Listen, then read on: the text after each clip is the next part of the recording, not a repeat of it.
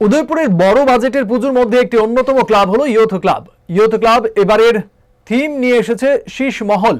থাইল্যান্ডের বুদ্ধ মন্দিরের অনুকরণে তৈরি করা হচ্ছে। ইয়ুথ ক্লাব তৈরি দুর্গাপূজার মহামিলনের উৎসবে দর্শনার্থীদের মন জয় করতে।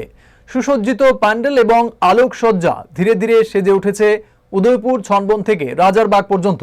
পুজো কমিটির কর্মকর্তারা জানান, পঞ্চমীর দিন রাজ্যের অর্থমন্ত্রী প্রণজিৎ সিংহ রায়, বিধায়ক অভিষেক দেবরায় ও গোমতী জেলার পুলিশ সুপার নমিত পাঠকের হাত ধরে এই মেলার উদ্বোধন হবে। পূজার 4 দিন থাকবে রাজ্যের এবং রাজ্যের বাইরের শিল্পীদের দ্বারা নানা ধরনের সাংস্কৃতিক অনুষ্ঠান। ইয়ুথ ক্লাব সমাজ সংস্কারমূলক কাজও হাতে নিয়েছে।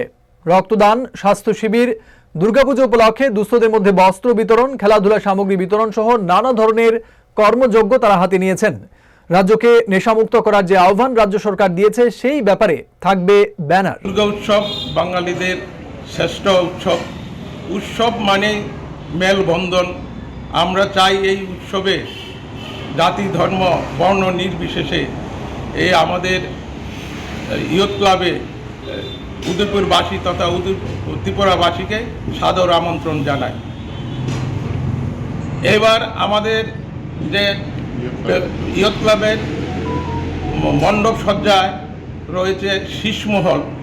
এটা থাইল্যান্ডের এক বুদ্ধ মন্দিরের আদলে হয়েছে এবং মণ্ডপ সজ্জা করেছেন মুকসুদা ডেকোরেটর, নদিয়া, কলকাতা।